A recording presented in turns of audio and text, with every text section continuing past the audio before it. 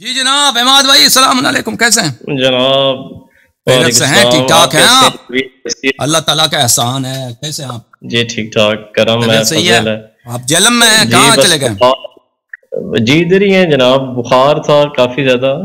باقی ہے کہ انجینئر مرزا کے اوپر قانونی کارروائی کی ہوئی ہے، اس نے جو نبی علیہ السلام آپ کی محبت ان سے محبت کم ہو گئی ان سے کیا؟ نہیں، محبت حسن بھائی اللہ رسول کے پہلے لیے والا محبت نہیں ہے، اور جدائیاں بھی اللہ رسول کے لیے۔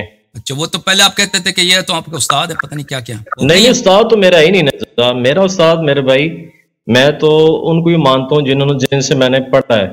انجینئر مرزا تو جسٹ ایک آپ جیسے فرینڈ ہیں تھے، آپ تو نہیں ہیں، کہ جب سے انہوں نے نبی علیہ السلام کی گستاخیاں، پہلے بھی میں نے منع کیا ہے انجینئر مرزا کو کہ باز آ جاؤ آپ ان حرکتوں سے، مگر وہ نہیں آئے تو میں نے پھر علمی اختلاف کیے۔ تو اگر اس نے آپ کے نزدیک وہ گستاخ رسول ہیں صلی اللہ علیہ وسلم کیا؟ ہاں جی جی جی جی بالکل، آپ کے نزدیک وہ واجب القتل ہیں، مرتد واجب القتل ہیں کیا؟ وہ میری بات سنیں نا، جو نبی علیہ السلام کے بارے میں یہ بات کہتا ہے کہ چھوکرا نعوذ باللہ، میں یہ سمجھتا ہوں یہ گستاخی ہے نبی علیہ السلام کی، جب تک یہ توبہ نہ کرے۔ میں تو آپ کے چینل کے توسط سے کہوں گا توبہ کرو انجینئر مرزا، تم نے اہل بیت کے بارے میں گستاخ کا توبہ ہوتا ہے اپنے لوگوں کے ہاں؟ گستاخ کا توبہ قبول ہے؟ یہ تو کسی کا فتویٰ نہیں ہے۔ اگر کوئی شخص گستاخی رسول صلی اللہ علیہ وسلم کرتا ہے نا، آپ لوگوں کے ہاں تو یہ حکم یہی ہے کہ وہ اگر توبہ کرے، توبہ تو اس کے اور اللہ کے درمیان، ظاہر میں اس کا توبہ قبول نہیں ہے، یعنی وہ واجب القتل ہے۔ آپ لوگوں کا تو یہ حکم یہی ہے نا، ویڈیو میں آ کے توبہ کرے، ویڈیو میں آ کے توبہ کرے کہ میں اعلانیہ توبہ کرتا ہوں۔ نہیں، پھر آپ اپنے مذہب سے پھر گئے بھائی، مذہب سے پھر گئے آپ۔ کہ آپ اپنی کتب میں جائیے، یہ آپ لوگوں کے ہاں جو واقعا جو شاتم ہوتا ہے نا، نبی صلی اللہ علیہ وسلم کا جو شاتم ہے، آپ لوگوں کا موقف یہی ہے بھائی وہ توبہ کر بھی لے، توبہ شاید اللہ اس کی قبول کرے، لیکن دنیا میں اس کا حکم قتل۔ آپ لوگوں کا تو یہ حکم ہے بھائی، اس کو آپ نے واجب القتل بنا دیا نا۔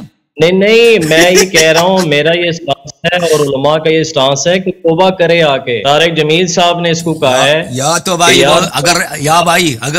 اگر حسادت وصلہ کا چکر ہے، اگر اس نے گستاخی نہیں کیا ہے تو اس کو کیوں واجب القتل بنا دیا تم لوگوں نے؟ اگر وہ واجب القتل ہے تو اس کو توبہ سے اس کی تو وجوب قتل تو رد نہیں ہوتا، یہ کہاں سے آپ لوگوں نے بدعت نکال دی؟ اختلاف اس سے رہے گا۔ آپ سے جو ہے بات کے لیے مجھے آپ کے جو دوست ایڈمن ہے کراچی سے، انہوں نے کہا تھا کہ آپ کی بات چیت ہے تو حکم فرمائیں۔ میں آپ کی خدمت میں کیا عرض کروں؟ آپ جو انجینئر صاحب کو آپ نے جو ہے وہ اب چھپ گیا کیا؟ وہ مخفی ہو گیا کیا؟ نہیں جی نہیں، وہ چھپ جاتے ہیں، بار بار چھپ جاتے ہیں، کبھی کدھر چھپتے ہیں، کبھی کس کے گھر چھپ جاتے ہیں، کبھی کس کے گھر چھپ جاتے ہیں۔ تو بات کریں نا، سامنے آ کے بات کریں، فیس ٹو فیس بات کریں، علماء سے بات کریں۔ آپ بھی تو جہلم میں نا؟ ہاں جی، میں جہلم سٹی سے ہوں۔ تو آپ نے اس کو پکڑنے کی کوشش نہیں کی ہے؟ اس کی جو مخفی گاہ ہے وہاں پہ چلے جائیں، اس نے الٹا میرے اوپر FIR کٹوا دی ہے۔ اچھا، بڑی بات ہے بھائی۔ اچھا، تو بہرحال اللہ تعالیٰ آپ کو عزت دے۔ یہ جو شتم نبی صلی اللہ علیہ وسلم ہے، یہ کوئی اس طرح پاکستان میں تو بہت ہوتا ہے نا کہ ہر ایک پہ وہ تہمت لگاتے ہیں کہ بھائی اس نے گستاخی کی، اس نے بے احترامی کیا۔ تو یہ اس میں ذرا احتیاط کرنی چاہیے۔ ہر بات پر کسی نے اگر شتم نہیں کیا ہے، وہ اگر مثلا کوئی اس کی تعویل کر کے اس کو غیر شتم کو شتم بنا دیتا ہے نا، گالی کو، جس نے گالی نہیں دیا اس کو اپنی تعویل سے اس کے کلمات کو گالی میں تعویل کرتا ہے، تو اس طرح نہیں کرنا چاہیے۔ بہرحال اس مسئلہ میں بڑا احتیاط کی ضرورت ہے، اور علماء میں تو حسادت بھی بہت ہے، کیونکہ وہ شخص اس کے پاس میڈیا میں فالوور بہت ہیں، لوگ اس کے پروگرام کو دیکھتے ہیں، تو مولوی لوگ اس کے حسادت بھی کرتے ہیں۔ تو بہرحال جو حقیقی مسئلہ ہے مجھے نہیں معلوم، اس کا اللہ ہی جانتا ہے، آپ لوگ جانتے ہیں۔ میں تو اس کا کلپ وغیرہ دیکھتا بھی، میں نے صرف سنا کہ اس کو ایسا اس پہ فتویٰ لگا ہے۔ اب آپ آئے ہیں یہاں پر ہم سے گفتگو کرنے کے لیے، وہ ایک مناظرے کا چیلنج بھی آپ نے دیا تھا، ظاہر آپ نے مجھے چیلنج دیا کیا واقعا؟ جی مناظرے کا آپ نے مجھے مناظرے کا چیلنج دیا محمد صاحب؟ میں نے دیکھیں جی، بات یہ ہے کہ کسی نے آپ کے بارے میں مجھے کہا تھا کہ آپ حسن اللہ یاری سے بات نہیں کر سکتے۔ میں نے کہا کس بارے میں بات نہیں کر سکتا جی؟ آپ کسی ٹاپک میں کہا جی کیوں نہیں بات کر سکتا؟ ہمارا جو اختلاف ہے، میرا تو حسن اللہ یاری صاحب آپ سے ایک ہی سوال ہے، کیا اہل بیت اعظام، جی قرآن اور صحیح حدیث سے آپ نے جواب دینا ہے، کیا قرآن اور حدیث سے اہل بیت اعظام معصوم ہیں؟ اس کی قرآن کی ایسے آپ مجھے پلیز دلیل دے دیں۔ بھائی ابھی آپ یہ بھائی بھول گئے، یہ پچھلے جب آپ سیشن میں آئے تھے نا، حدیث ثقلین پہ بات جا رہی تھی، آپ نے یہاں پہ خود اعتراف کیا تھا کہ حدیث ثقلین صحیح ہے، اور اسی صیغے کے ساتھ وہ ساری بات کلیئر ہو جاتی ہے، دیٹس آل۔ تو آپ نے خود اسی صیغے کے ساتھ اسی الفاظ کے ساتھ اقرار کیا تھا کہ یہ حدیث صحیح ہے، اگر کسی کو شک ہے تو وہ میرا کلپ دیکھ لے اماد الاسلام کے صاحب کے ساتھ، یہ 2-3 مہینے پہلے آئے تھے کہ انی تارک فیکم ما ان اخذتم به لن تضلوا بعدی ابدا، کتاب اللہ و عترت اہل بیتی، کہ میں تمہارے درمیان ثقلین چھوڑ کے جا رہا ہوں، اگر ان کی اتباع کرو گے تو کبھی گمراہ نہ ہو جاؤ گے، کبھی گمراہ نہ ہو جاؤ گے، وہ قرآن اور اہل بیت علیہ السلام۔ جب رسول اللہ صلی اللہ علیہ وسلم نے فرمایا کہ اگر ان کی اتباع کرو گے تو کبھی گمراہ نہ ہو جاؤ، مثلا میں اگر انجینئر محمد علی مرزا کی اتباع کروں تو ہو سکتا ہے میں گمراہ ہو جاؤں، کیونکہ وہ جب جملہ خطا کہے گا، غلط کہے گا تو میرا عقیدہ غلط ہو جائے گا، تو اگر فتویٰ دے گا نماز کا غلط ہے، نماز کا فتویٰ اس نے غلط دے دیا، وضو وغیرہ، تو میں تو گمراہ ہو گیا، سنت سے نکل گیا۔ لیکن اگر دنیا میں ایک ایسا شخص ہے کہ اس کا ہر قول صحیح ہے، اس کا ہر فعل صحیح ہے، وہ کبھی مجھے گمراہ نہیں، اس کی میں اگر اتباع کروں، نماز اس جیسا پڑھوں، روزہ اس جیسا رکھوں نا، توحید میرا اس کے اقوال کے متوافق ہو، یعنی اللہ نے فرمایا کہ اس کی اتباع کرو، تو لازمی بات ہے کہ وہ معصوم عن الخطا ہے،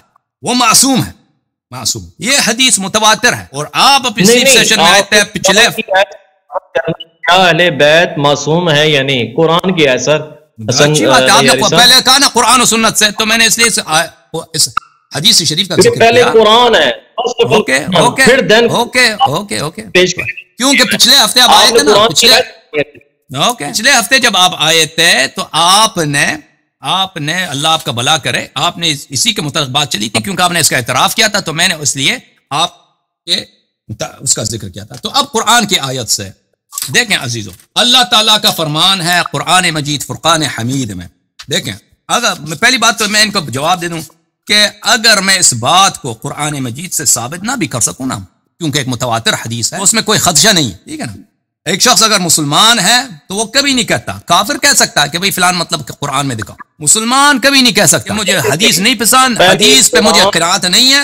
ابھی آتے ہیں بات آپ کی، آتے ہیں بات آپ کی، باتیں مولوی صاحب آتے ہیں، مولوی صاحب آتے ہیں، مسلمان کبھی نہیں آپ قرآن اور قرآن کی آیت سے یہ چیز ثابت بیت معصوم ہے، یہ بات آپ سے فرض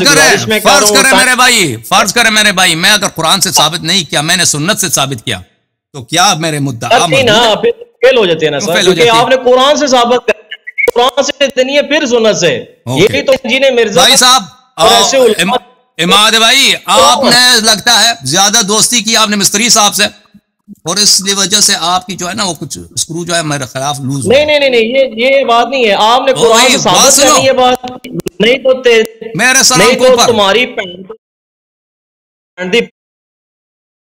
کیوں اس طرح گالی دیتے، اور کاٹ کے چلا گیا، کاٹ کے چلا بھی گیا، یہ گالی دے کر چلا گیا۔ بھائی صاحب، اگر کوئی شخص کسی مطلب کو قرآن سے ثابت نہیں بھی کر سکتا، صحیح حدیث سے ثابت کر لیتا، بلکہ متواتر حدیث سے ثابت کرتا ہے، تو آپ یہ جو ہے نا یہاں گالی دے کے چلے گئے۔ میں بہت معذرت کرتا ہوں میں اپنے ناظرین سے کہ یہ شخص دیکھیں ٹوپی لگا کے وہ ادھر بہت افسوس۔ وَإِذَا خَاطَبَهُمُ الْجَاهِلُونَ قَالُوا السَّلَامَ، اللہ تعالیٰ نے فرمایا کہ جب جاہلین آپ کو مخاطبہ کریں تو آپ ان کو سلام کہہ دیجئے، تو میں آپ کو صرف کہتا ہوں سلام۔ تو قرآن مجید کے روح سے ملاحظہ فرمائیے عزیزو، یہ کتاب صحیح مسلم، چاپ دار الفکر، مسلم ابن حجاج قشیری نیشابوری کی کتاب، جو سنت 2010 دار الفکر بیروت میں چھپی ہے۔ حدیث نمبر 1207، باب فضائل النبی صلی اللہ علیہ وآلہ وسلم۔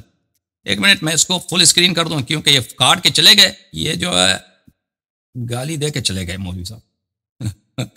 حدیث یہ ہے میرے عزیزوں، عائشہ سے روایت ہے، اور یہ حدیث متواتر صحیح۔ حدیث کون سی ہے؟ خرج النبی صلی اللہ علیہ وآلہ وسلم غداة وعلیہ مرط مرحل من شعر الاسود۔ نبی کریم صلی اللہ علیہ وآلہ وسلم ایک دن تشریف لائے، ان پر ایک کملی تھی، کملی پر زین سیڈلز جو ہوتے ہیں نا گھوڑے کے یا اونٹ کے، اس کے نشان تھے، اس کے نقش و نگار تھے۔